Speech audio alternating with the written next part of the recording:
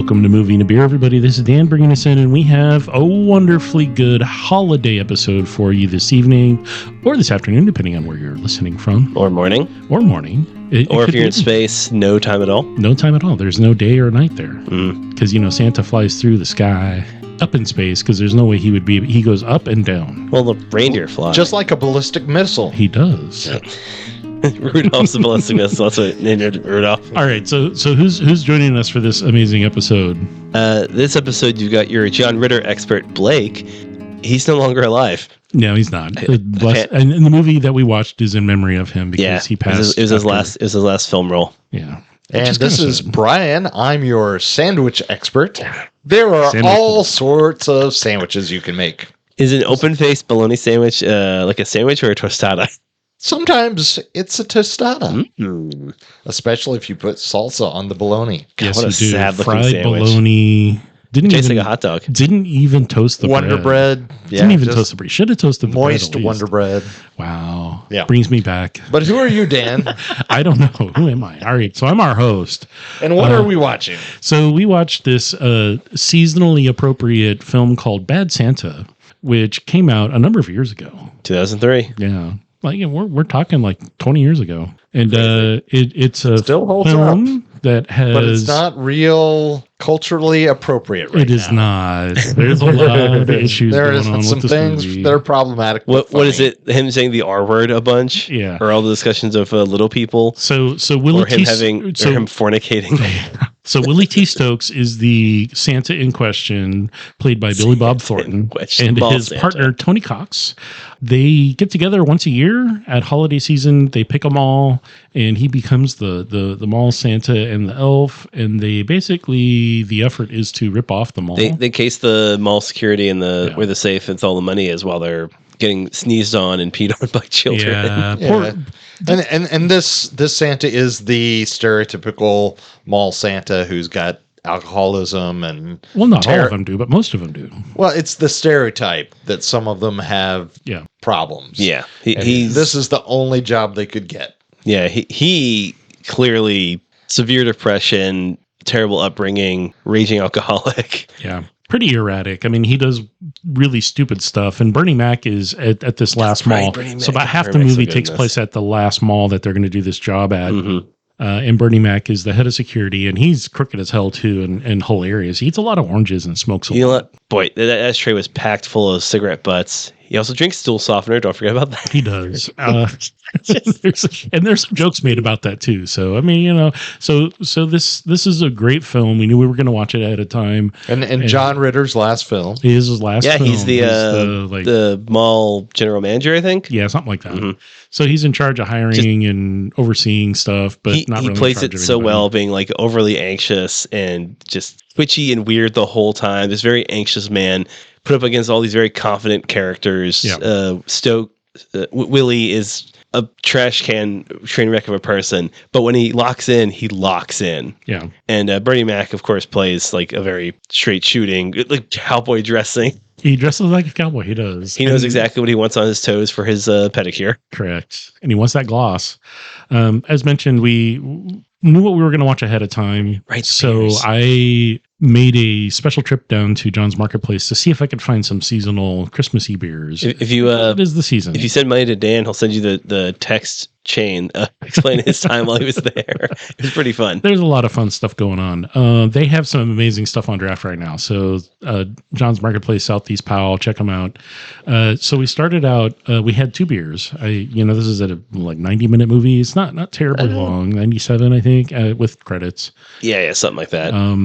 Easy watch. It does not necessarily go super fast, but I was like, all right, so I have a 6-pack of each of these bottles. There's a brewery called Pelican Brewing that's located on the coast of Oregon that does a beer called Bad Santa, and it's a Cascadian dark ale, and the recipe changes a little bit year to year, but they put it out every holiday, and it's a really good classic beer. And then the other one that we did is from Deschutes Brewing, which is down in Bend, called Jubilale, and this beer they also put out every year. So the Pelican Brewing beer, the label is the same every year, but the beer itself is a little different in flavor profile. Deschutes Jubilee, same kind of thing. Changes a little bit year to year based on ingredients and what they want to do with it. But the artwork, they actually talk about that if you look at their website. They have an expose on the artists that they hire each year to do the artwork, and that changes year to year, which That's is really pretty nice. cool. And Jubilee is a beer that they change the recipe year to year. Sometimes it's going to be a little bit more spicy, and some years it's going to be more hoppy. This year, I think it's a kind of balance in between those two. And we'll talk about that a bit more later on in the podcast. But I mean, I knew what I was going for.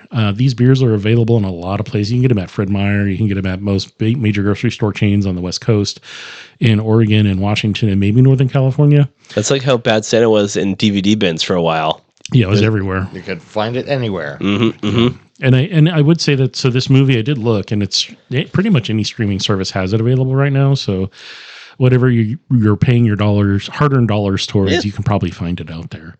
It's kind of regarded as not a classic, but in the same vein as Elf, where it's like a newer movie, sort of a newer take, like on a holiday film, and it's weird. I would say it's a really nice opposition to kind of the Hallmark and the Lifetime Christmas movies, which all feel very much the same. Yeah. And I would, we can get into this later, but I would argue that this one may be a more realistic portrayal of Christmas for a lot of people. Yeah. But it still has kind of a feel-good kernel somewhere in the middle. If you can just find it. Willie goes through growth. He changes definitely. a little bit. Like, he has a story, but it also takes place the majority in Arizona, was it? Yeah, the last half of the movie. And so, like, Arizona's not going to have snow. It's not going to have, and most people don't have the New England Christmas that are portrayed in kind of the Hallmark genre of Christmas films. Snow falling on Christmas Day. Yeah, and most people don't have, they go home for Christmas, they've just had a divorce, and they're editor of a failing newspaper, and they meet a beautiful milkman and fall in love. That's not most people's Christmas experience. Yeah, I fell in love with a milkmaid. I lost my train of thought because that's a really good run. Sorry, most people's Christmas is being passed out drunk and yelling at your little person friend. Yeah. Taking care of a and doing crimes. Doing crimes. Doing a heist. Sleeping with Lauren Graham. So the question is, have you guys participated in any kind of Christmassy stuff in any other countries? Do you have a frame of reference as to, how Christmas is portrayed? I know Santa used to wear a green coat, but then Coca-Cola made it red. Yeah. No, so no, I have not. Yeah. I've eaten lobster in Mexico. Ooh. And seafood is really big after Christmas. Around the Christmas season. I mean, I haven't eaten lobster because I don't like lobster. But I was there with a bunch of other people that were eating lobster. Yeah. That's all that matters. So it's a holiday, and Christmas and Santa Claus and what that represents and who it represents in Christmaka or whatever it's turned into, and all of the different takes on it. There's an interesting history around Santa. A lot of people really don't know that it's like based on a bunch of different things, and it's like it's a pagan holiday, number one, and number two, it was made up. It's a complete 100% made up sick bullshit. But I don't know. I forgot to mention that we do have. These guys are laughing. We do have our old friend standing in for Aaron. We have So we usually have a host, Aaron, Santa, who's very well spoken and a very intelligent. Correct. And he was unable to make this episode, so we brought back Aaron 2.0. I was outvoted, so we brought him back. All right. So I think it has something to say about Santa and who Santa is. So they have something to say. Santa Claus's history blends the real, 4th century Greek bishop Saint Nicholas of Myra, now modern Turkey, with folklore, merging his secret gift-giving light gold for poor daughters with pagan winter solstice traditions and figures like Father Christmas. Basically, it's another example of religions and corporations stealing practices of the past for their own gain. In this instance, it demonstrates their ability to control the poor and uneducated through storytelling and narrative. Well, thank you, Aaron 2.0. Don't think it. So it's a combination of both what Aaron would say and what Aaron might say. I'd prefer to say. I'd prefer if just Aaron was here. Yeah. Yeah. But I agree. A lot of people don't know the history around it. And it was based on a poem. And then Coca-Cola created Santa Claus with Gave the red him outfit. the red outfit, yeah. And because before it was based off of this. It was like more of a dark green, forest green kind of guy. Yeah. Like a Sinterklaas, something like that. Sinterklaas. Or there's also Belschnickel, which is kind of the German Krampus. Yes. There's Krampus. Norway, Sweden, someplace has like a goat head with a blanket under it that runs around like screeching or whatever. I love that one. That one's pretty fun. Yeah. Whatever I'm misremembering was a pretty good time. But we get the real solidified American experience in this movie of a hard drinking, hard smoking, just pants wetting mall Santa that he's basically hit rock bottom. Yeah. This is the last thing he ever wanted to do with his life, but this is what he's doing. Mm-hmm. And he's self-medicating just to get through the day. Yeah. And then he meets a kid, Thurman Merman. Who What's your name? Thurman? He's like, are you Santa? Like, the kid is smart, and he's just messing the whole time. Yeah, I feel like the kid may be on the spectrum. Yeah, I'd agree with that. But we can ask. All right, so I think Aaron AI is saying has something to add to why does Santa look the way he does? Because that's curious. His modern look red suit, jolly, fat was solidified by cartoonist Thomas Nast and Coca-Cola ads. He was once a lanky figure who entered homes through chimneys, not just the roof, and his reindeer Rudolph was a later addition, created for a 1939 department store booklet, not the original poem. It makes my ear bleed. So anyway, Billy Bob Thornton. That's depressing. So anyway, in the movie, Billy Bob Thornton was drunk for one of the scenes. Oh, I'm sure. But he plays an alcoholic, so it's easy to drink a lot. But from what I was reading, this is if he could go. He was asking some interview if we could go back and relive any part of your life. He had a few different answers, like movies and times of his life, and then this film. He apparently had a fun enough time on this film. And he's like, yeah, I'd absolutely do that again. And it seems like it was pretty, chill filmmaking. A lot of pros on set. Very funny. Low stakes, really low stakes. So they don't really talk about there's an elf who's a short person that takes place in the film. Played by Tony Cox, who's great. If you've seen Tony Cox, he's a great actor. He's funny. He knows who and what he is, and he embraces it more than anyone else that I've seen on the screen. Other than I was gonna say Warwick Davis. Yes. He plays a literal leprechaun. Yes, and a very mean one at that. There are a number of scenes in this film where they, at the different malls that they've ripped off and or ripping off during the process of the first half of the movie. And it's interesting because they bring stuff in Christmas gifts, this is part of our set and we're going to bring our gear in. But the safe cracking. Yeah, the safe cracking stuff. Note taking. And it's really interesting because how it's portrayed, and it's just everyone's lined up to talk to Santa. Did you guys ever do that? I never did that. I never had that need or desire. No one dressed up as Santa in my life. I never had anybody growing up show up as Santa. I never saw the personification demonstrated to me. I've been to places and parties in my adult life where that's happened. I actually know two adult Santas who are adult Santa, two people who are adults. I mean, it's different from child Santa. It's like young Indiana Jones. Portraying Santa as a living, as like this. They are professional Santas. There's actually organizations, companies, and stuff where you work for them, and that's who gets hired out, and they place a Santa at a place based on their availability and location and stuff. It's a big business. And so for at least 30 days. Yeah. So in knowing two people that do it professionally, it's just really weird because I'm I never have ever had to. I had Santa show up. Did you? At some Christmases as a kid. Did Santa ever bring you coal? No, of course not. Did he bring you? I was always delightful and good, and also no, because I was never that good. I also think she might have been 5 at the time, or something. So it would have fit. Yeah. Yeah. I did go to the mall. I did sit in Santa's lap, asked for G.I. Joes and Ghostbusters stuff. And all I knew about Santa was you're supposed to ask for a bunch of stuff. And so I did. I was well, I guess I have to make this huge list. And half of it's I guess this is something I want to ask for. I don't know. Yeah. I got the 2 things I want. I don't know what else to put on here. He's like, it's kind of a lot to ask for. Well, I don't know, man. So what was your best Christmas gift that you ever got that you knew you weren't going to get that you got? The Ghostbusters 2-level headquarters from the cartoon. There's a grate on top where you can put the ooze, and the ooze is drip down like the ghost. Nice. Had little peg spots for the action figures as holes to like plug into so they could stand on their own. Oh man, that was awesome. I was devastated when I had to give it away.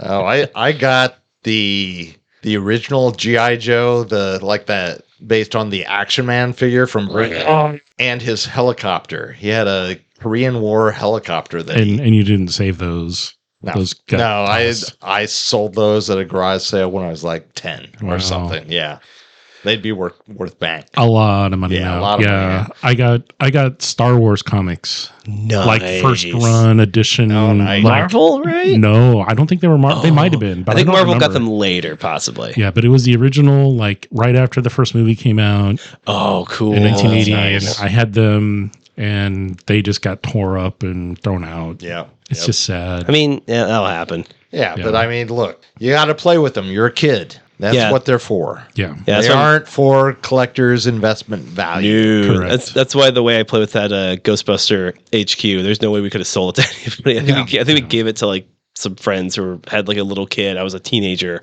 was like, Yeah, but the thing's had a lot of hours. Ninja Turtles were in there. Boys Micromice play from with Mars. their toys rough. Yeah, I had a sand pit, or a sandbox out back.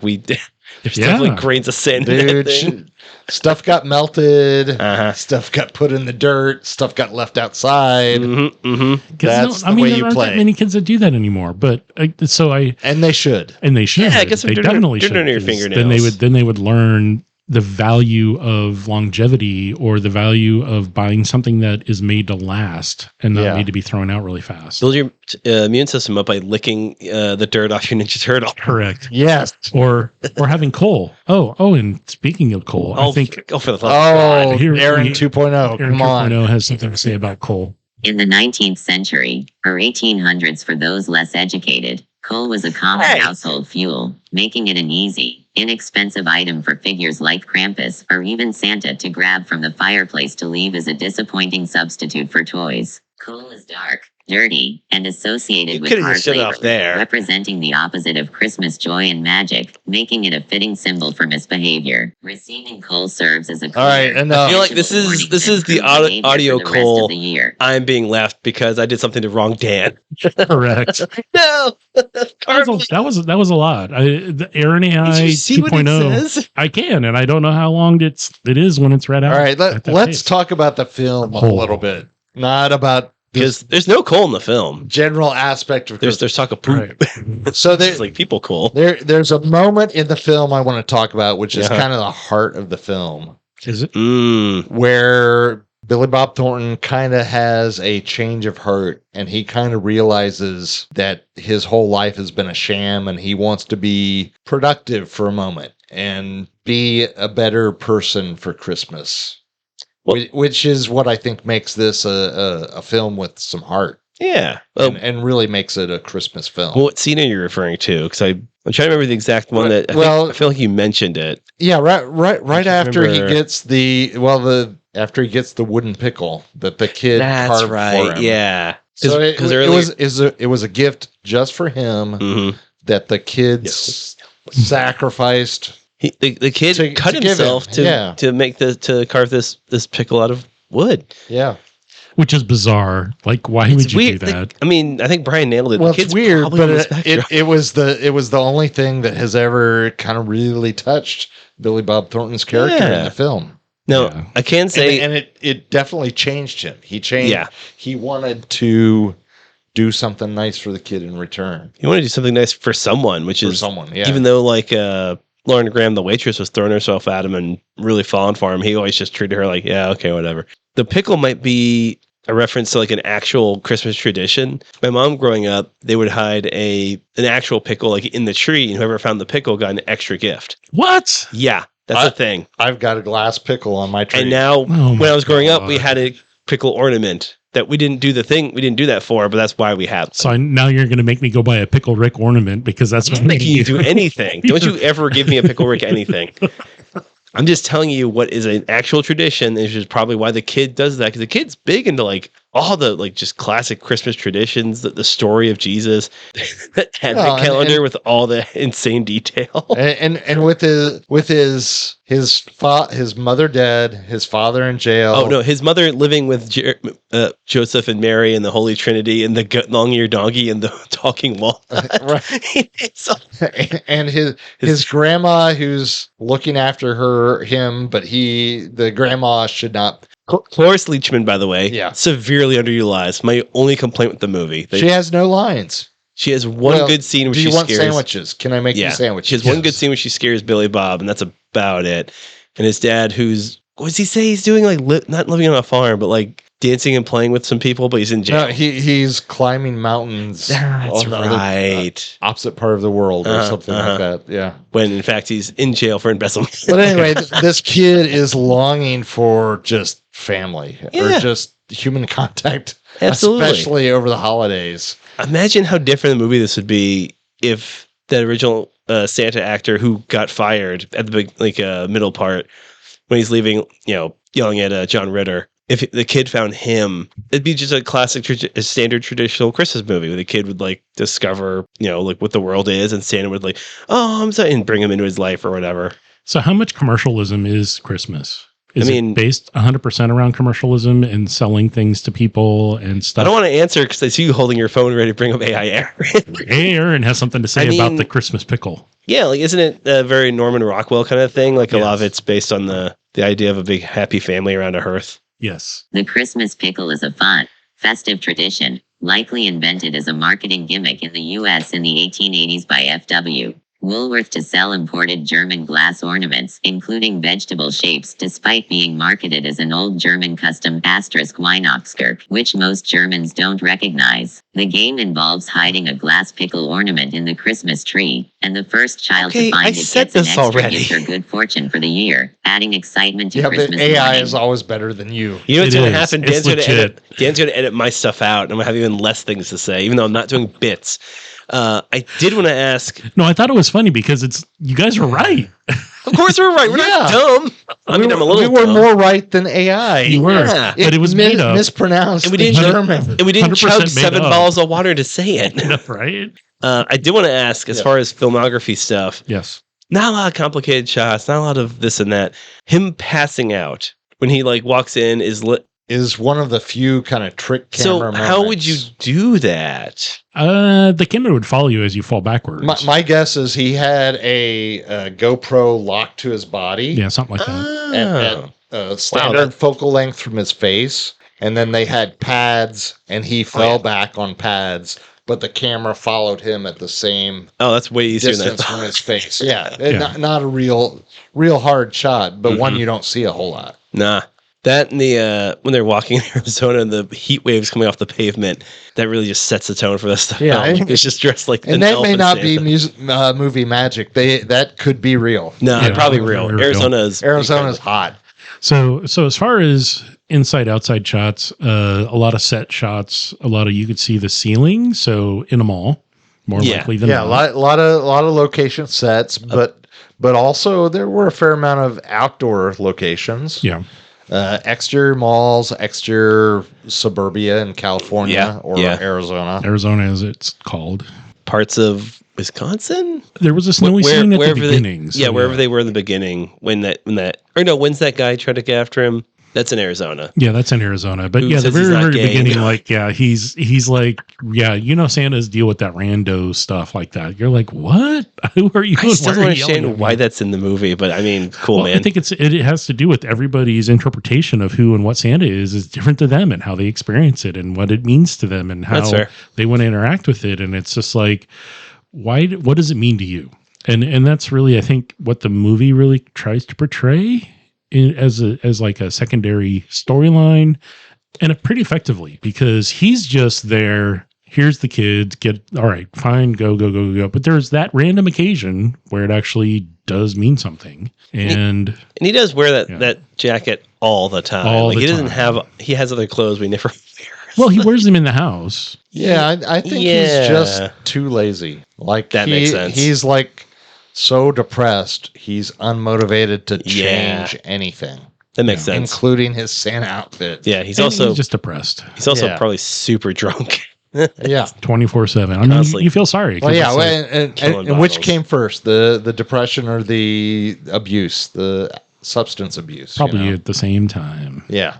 And he also smokes a lot. There's a lot of smoking. It was weird seeing interior smoking shots from him and Bernie Mac. And this is definitely not a film of our age. There's a lot of smoking, It's a moment in time. Inappropriate humor we would cringe at nowadays. No, we cringed. We were cringing. We're like, we did. I mean, I'm an old guy, so I found it funny, but I also was cracking up. I felt a little embarrassed. a little embarrassed. Just a little bit. I can hide behind the veneer that, it's a 2003 movie. Yeah. Which doesn't seem like that long ago. No. In the 80s was not 20 years ago. And I keep having to remind myself that. So thank you for not reminding me of that. As a product of the 70s and 80s, I mean, this literally shines as that's what the malls looked like. That's what we did. That's what people did. I did never do that. I never had that opportunity.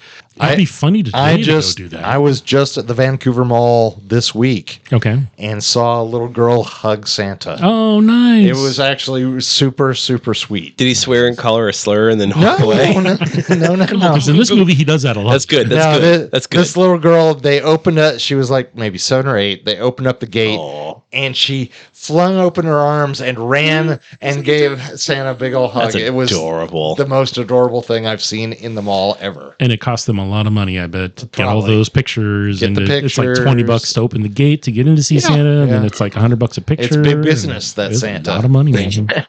A lot of money. You got to buy the elves food somehow. That's right. They need their kibble. They're not reindeer. And so the kid asked him a number of times, a number of really interesting questions. Well, where do you keep the sleigh and where are the reindeer kept? And aren't the reindeer can't sleep because you got it next to the barn where the way that is, and it's a shop. And they artfully had the kid keep hammering questions as he answered. And then he pretty quickly just gives up and starts yelling. Yeah. Which is, if I was in those shoes, I would probably yell too. I mean, why are you asking? Because kids ask questions. They want to know. That's what they are. They're little sponges that soak it all up. Mm-hmm. Now, as far as the lack of manger scenes in some of the malls, some of them had them, some of them didn't. And then the one that they ended up at towards the last half of the movie, there were donkeys that had like Mexican sombrero blankets on them. All right. So the Arizona Santa set had a Southwest theme. Yeah, I imagine they tailor it to wherever location they're in. I'm sure New England's got New England stuff on it. Actually, yeah, clam. This leads me to the final shootout. God, I forgot all about this shootout. Which I think is really interesting and subtle. There is an argument about the commercialism of Christmas as the criminals are trying to take all the stuff, and Billy Bob Thornton is arguing about how Christmas, it's not about all the stuff. Why do you have all this stuff? Why do you need all this stuff? And then, I don't want to get too religious on this, but there's a shootout that ensues. Yeah. And baby Jesus and Mary and Joseph all get their faces blown off by the cops. Yep.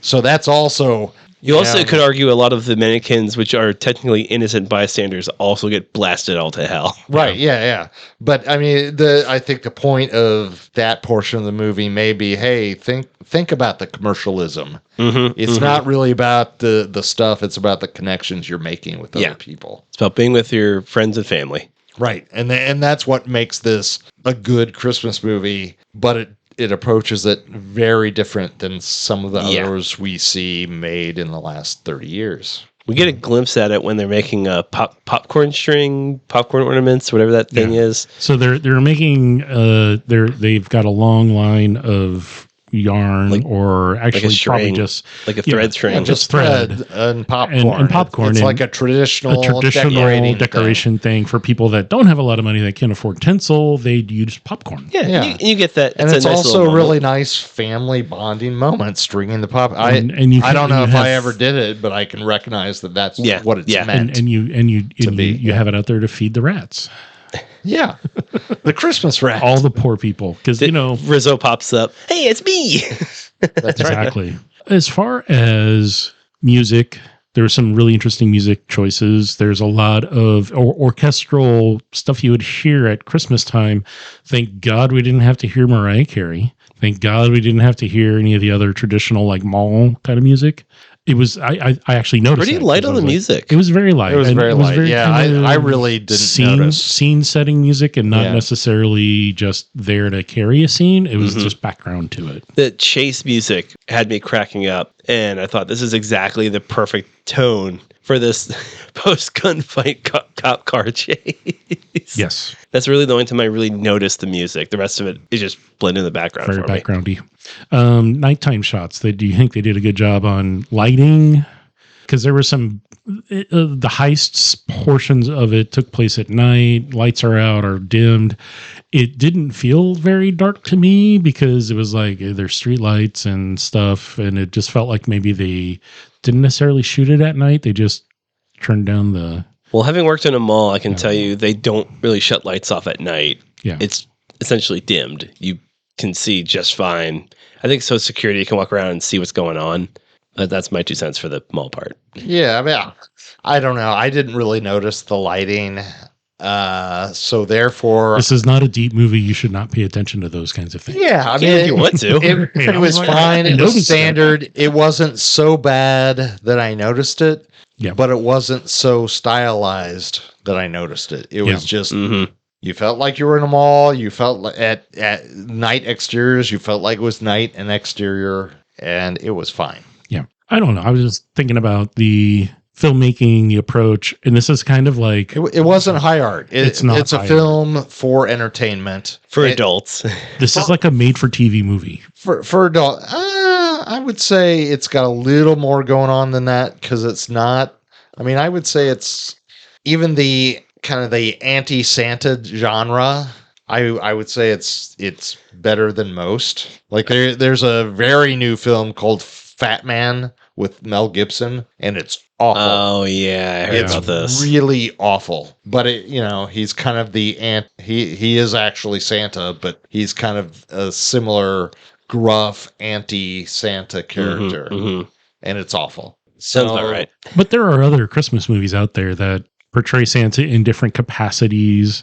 I know last year we watched a really amazing was that the emphasis sort of movie. No, Rare Exports. Rare Exports. It was more about Krampus than Santa. Yeah, we saw. I don't know if we watched it, but I know I watched Sleigh Night or Sleigh Bell, like the David Harbour. Yeah, basically Die Hard with Santa kind of movie. Yeah. I thought that was a blast. That was very much him just like being Santa with magic and like I don't want to do this and just knocking out terrorists. Yeah. Which there's nothing wrong with. And of course, I do know we had an episode in the past of our favorite Christmas movie ever, Gremlins. Which is Die Hard. But no, we haven't done Gremlins before, but we should. We should talk about that. We should do that episode because they're making another one. Haven't we?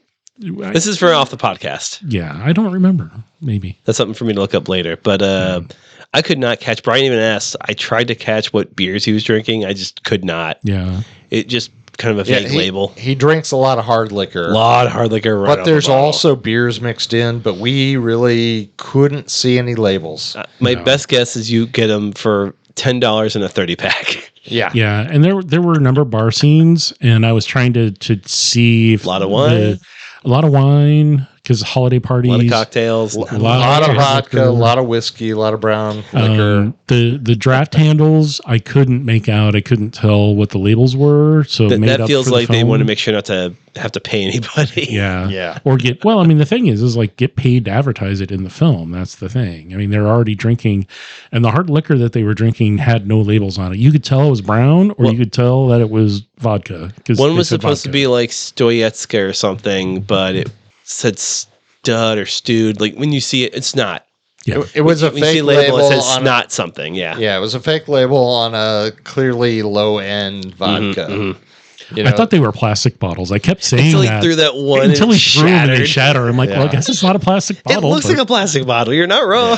And maybe it was when he was holding it, but then just to be safe. And then when he threw it's a lot funnier to watch a glass shatter on a windshield. and talking about the filmmaking, I mean, there are cut scenes. There's a lot of cut scenes where that kind of stuff happens, and it's like that could be filmed completely separately and differently. That was like the B unit with the stunt coordinator saying, like, Yeah. all right, let's make sure everything's safe while Billy's doing his thing. We're just going to take care of these 2 shots. Yeah, there's a lot of that.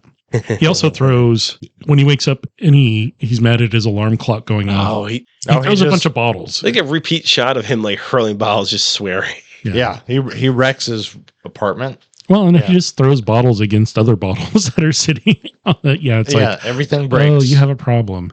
And he doesn't care. And that's the kind of weird, I mean, he doesn't care until he needs to care. Yeah, I and mean, that opportunity presents itself. And then he's like, he even says in the movie to his partner, he's like, I think I've turned, I did something I liked and it made me feel good, which is what you got to do. You know, when you're in those situations and you can't control it or affect what's going on, you just have to do it and own it and do something. So I don't know. I think the presentation and the way they handled the alcoholism and the amount of drinking that was going on was well done. It wasn't glamorized in any way because he was a wreck the whole time. Right.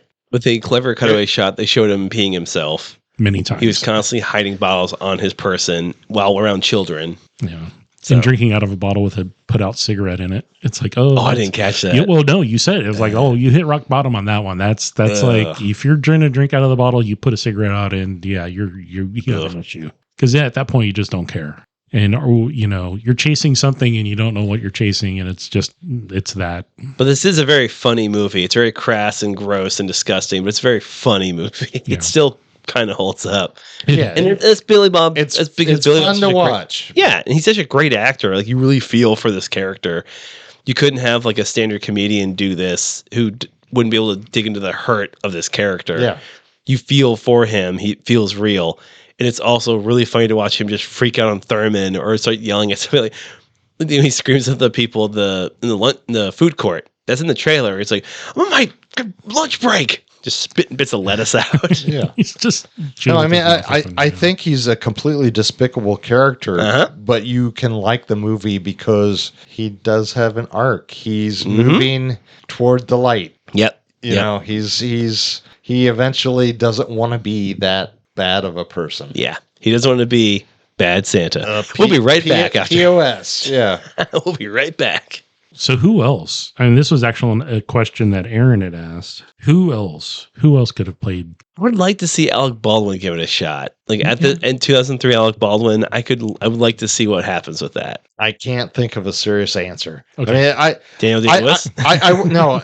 There's AI assist for this one. I will say there are parts of this movie I thought would go well as a double feature with Leaving Las Vegas with Nick Cage. So I think maybe he might have pulled off. It would have been a totally different film, but he could be in that role. Yeah. All right. Well, let's listen what the AI has to say about it. Sure. Actors known for dark humor, world weariness, or playing flawed anti-heroes, like Bill Murray, Nicolas Cage, or even someone grittier like Nick Nolte, could nail that cynical, alcoholic, yet ultimately redeemable Santa role, capturing the essence of a crook who just happens to be Santa.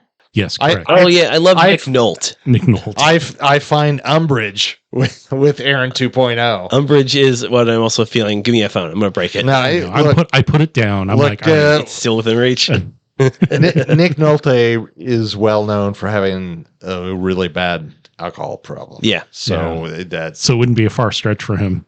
Well, I like him better in Tropic Thunder as the great. Yeah. As the Stolen Valor author. Yeah. Right, yeah. He just made it up. It's all good.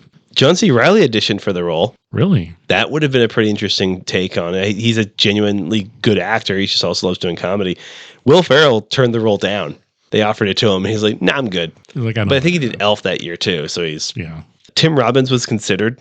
Yeah, maybe. I could see Tim Robbins. There's a couple of parts where Christopher Walken was also considered. Oh, jeez. There's a point where it has like, just this huge list of names. It's just a bunch of white guys. Like, whatever. Of those, Jason Fleming, he's in a handful of Matthew Vaughn projects. He's one of the main guys in Lock, Stock, Two Smoking Barrels.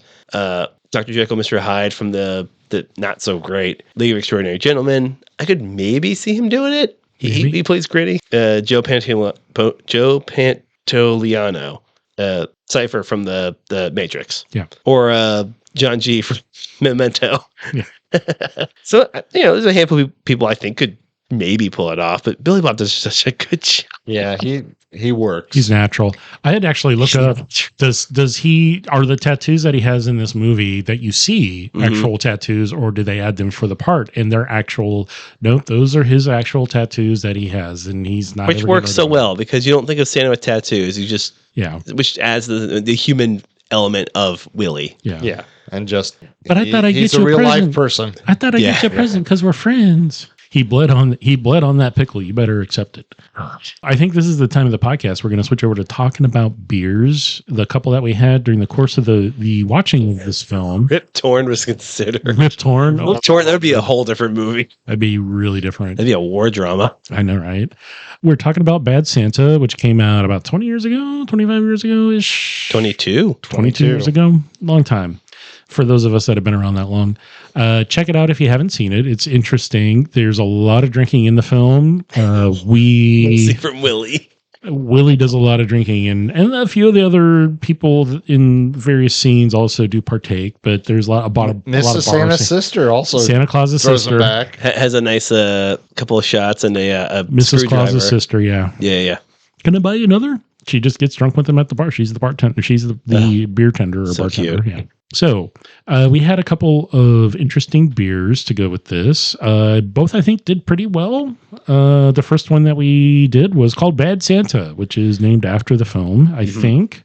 This is Pelican Brewing Company, and the logo itself actually they have a pelican on the logo. Smoking a cigar with a Santa hat with like sunglasses on. So it's pretty cool. So it's a cool pelican. They've been making this beer for a long time. This is a Cascadian Dark Ale, 7.5, 65 IBUs.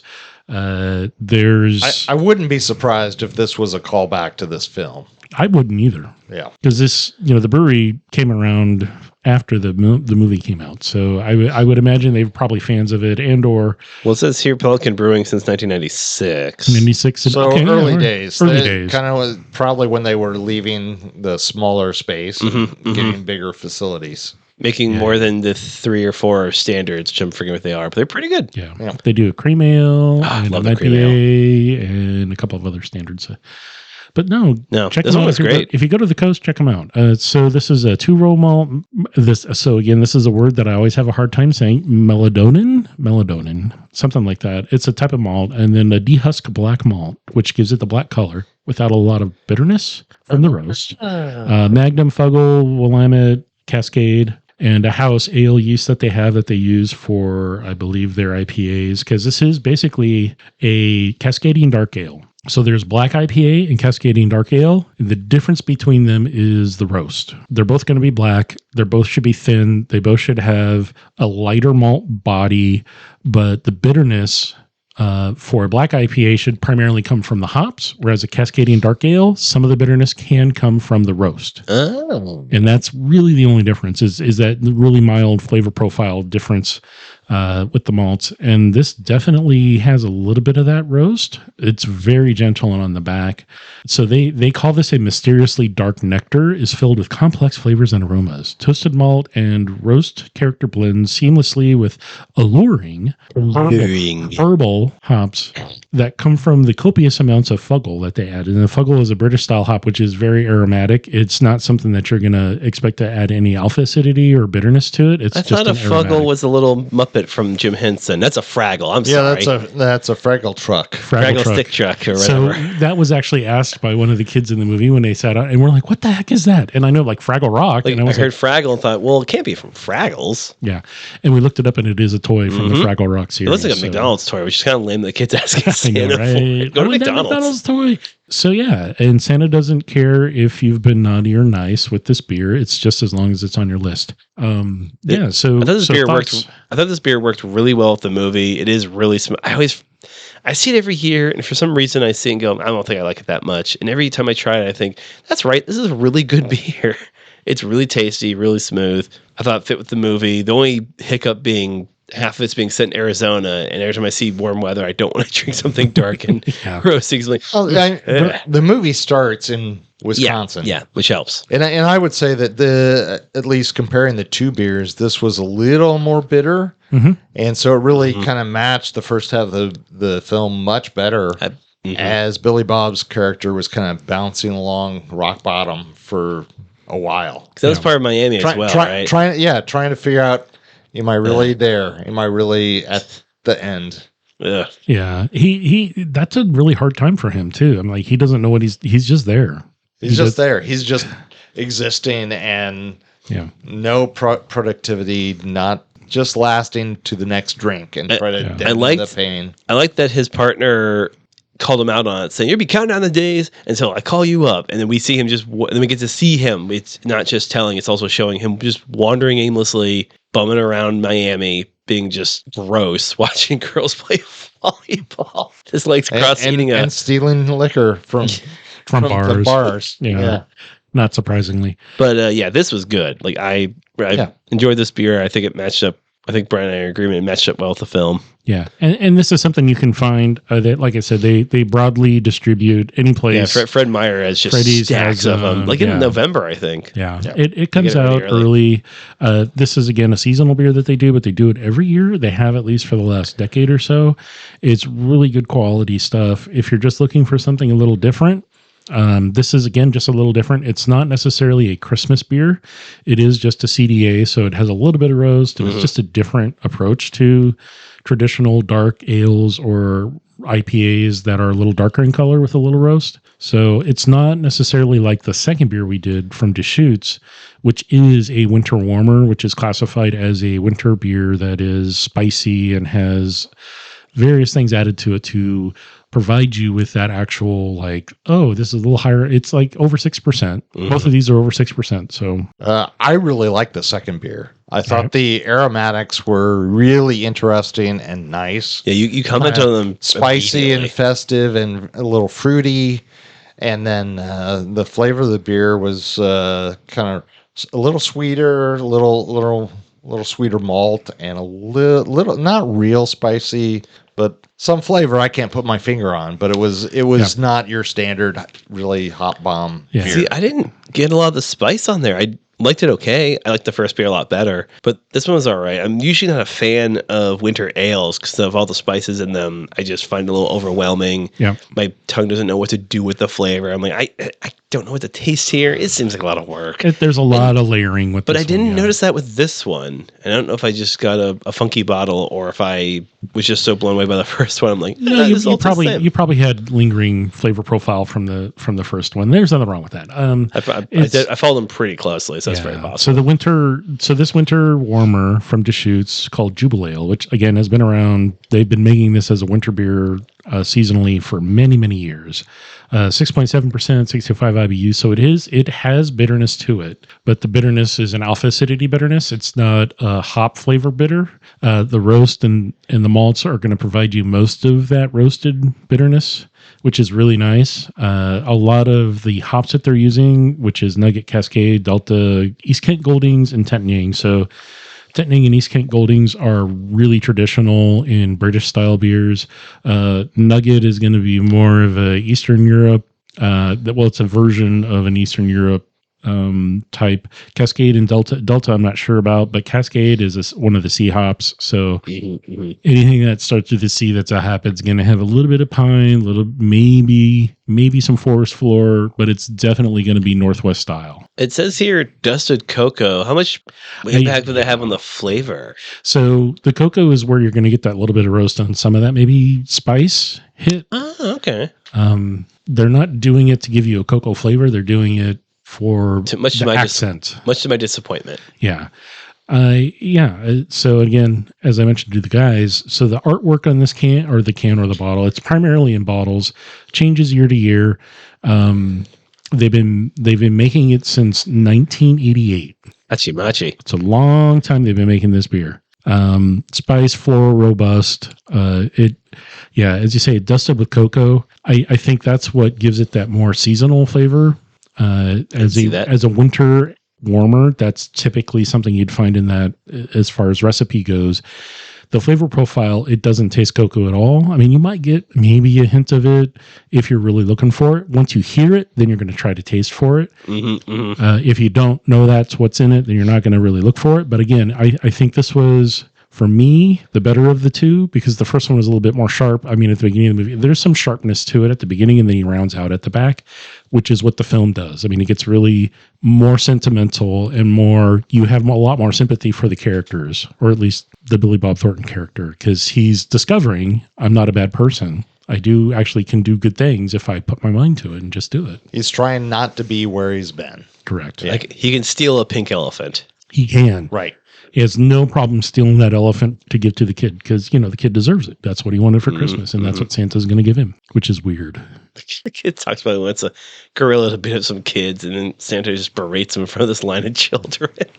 And then beats up the kids. I mean, it's like, so again, this film didn't age well from that standpoint. This adult going and beating up these, junior high age but they were bullies. They're bullies. And no one was doing anything about it. Yeah. All right. He took action. They pulled his underwear over his pants. Well, they even said, he got, that happened to him, but then Billy Bob's like, I got beat up and cigarettes put out on my neck and blah, blah, blah, blah, blah. Even it wasn't even the size of your leg. And he's skinny in this movie. Billy Bob's real skinny in this movie. Yeah. He's been drinking. Yeah, he has. And that's, I think, why it works, because it's visually believable that he's pulling this off. That he's getting sicker. Yeah. So kind of sad. But so thoughts on the kid? Did the kid steal the show for you? Or does the kid just like... Apparently that actor, whenever he grows his hair out during the holidays, people come and ask him if he wants to make sandwiches.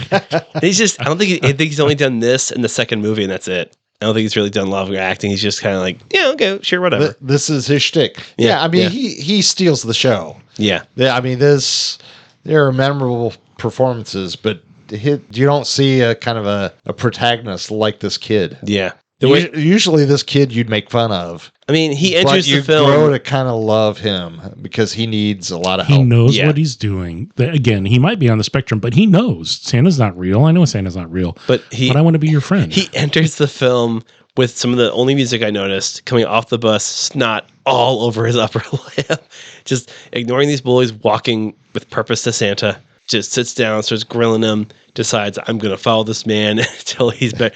He is Willie's guardian angel. Kinda, yeah. He really sort of is in the movie. Him and Lauren Graham, who gets a name but they never use it in the movie. I forgot what it was. I looked it up, but Santa's wife's sister. Santa's wife's sister. Yeah. Mrs. Claus's sister. Mrs. Claus is Mrs. Santa's sister. I think they call her. Yeah, I don't know. He doesn't know what to call her, and he just whatever. I mean, she calls him Santa over and over. Well, when you learn the kid's name once, when he gives him the report card, and he looks at it and is like, "Oh, it's all C's and a D and a B." Oh, there's a B. There's a B in English. Yeah. Who's Thurman? He knows how to Thurman? Read. Yeah. Thurman Merman? Yeah. Yeah. It's just, I mean, whatever, man. And it's just like, okay, so the head of security was smart enough to be like, all right, I'm going to ask because putting two and two together would require the police, and he doesn't want the police involved because he wants a peace. Yeah. And wow, it's like, is everyone a criminal?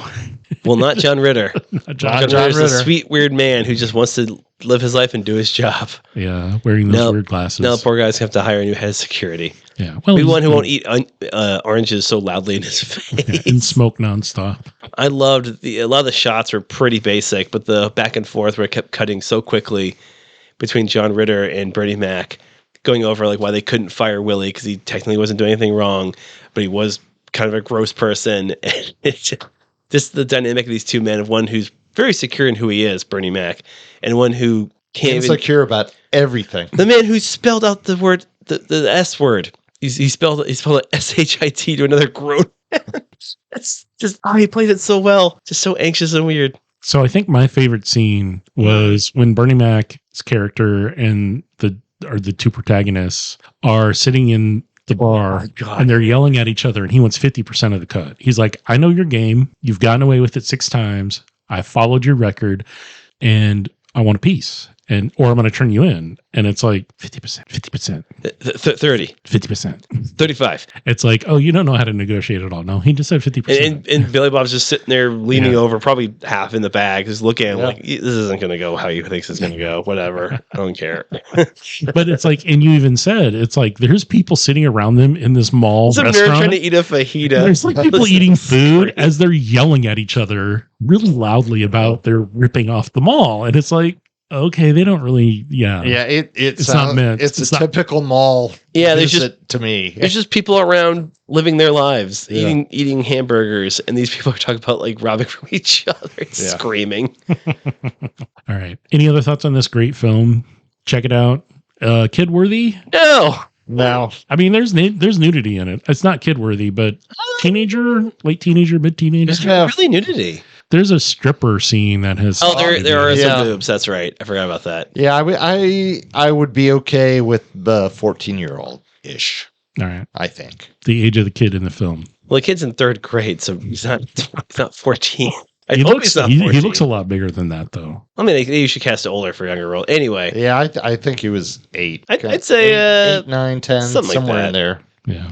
Say, put it on for... he shouldn't see this film. No. He should now, because now he's an adult. Well, that's true. No, yeah, just get together some buddies, crack some beers, order some pizza, and just enjoy this. A lot of adult situations, a lot of adult themes. Some nude breasts in one scene. A lot of off-color language. Some commands of Santa to fornicate with someone. Yeah, over and over and over. In a really bad car and in a dressing room. Hot tub. In a hot tub and a dressing room. And some depictions of people that wouldn't stand up for today's audience. No. Yeah. But it is what it is. I mean, it is. It's again. I think this is. But it sure is entertaining. It's entertaining. It's absolutely. A moment in time. If you were alive when this film happened and you understand that's what the culture was, I think we were all laughing because I think we're all aware of what they were portraying. It is funny. It's a funny movie. Yeah, I don't think it aged as well as we would hope it would, but it is what it is. Such is life. Yeah, that tostada sandwich makes you so sad. I know, bologna sandwich. It's all about the bologna sandwich. And he slaps a little salsa on there. Yeah. Hey, it's not a tostada. Well, it is now. It's got salsa on it. Yeah. It's like, this is not a tostada. So eat it. Eat it. Which was a nice little moment of him sort of trying to get across, and then the kids pointing out, well, no, it's not that. Well, now it is. Like, I tried. Yeah. Totally. What do you want from me? I fixed dinner. That's kind of what it was. The sandwiches. Grandma's sitting there with a Santa hat on, just very confused. Yeah. And that's really sad, but true. It's like, I think she had should have had more Cloris 4 lines maybe, and she said them over and over. I'll make some sandwiches. Really? All right. That's sad. But true. I'm like, it's that true, kind of crap would happen. It's like grandma's going to take care of the kid and grandma's going to take care of herself. Severe utilization of Cloris Leachman is all I'm saying. Yeah. All right. So any other final thoughts? Brian's just shaking his head. No. Check it out. Watch it. It's not a real deep movie. It's not deep. We talked about some of the stuff. Yeah. Key moments. If you are going to imbibe, hopefully not like Willie, but if you do, make sure you hydrate. Yeah. If you don't hydrate, you're going to die. He didn't drink any water in this. He didn't drink any orange juice. He didn't. He was would mulled wine or glühwein work with this film? Oh, that might be something. Yeah. I mean, it's festive. I think it is a Christmas movie. I think if you could make yourself a mixed drink that tasted like an Orange Julius, you'd be channeling the right things. Because I really was like, they're in a mall. And I said, hot dog on a stick. And as I yelled it as it happened. Eerie. And it was like, oh shit. A lot of screwdrivers were drunk in this film. Yeah. You could do that with this film. Mm-hmm, A little bit of vodka, a little bit of OJ, all good to go. I'm going to make a screwdriver and get home. Yeah. Sounds good.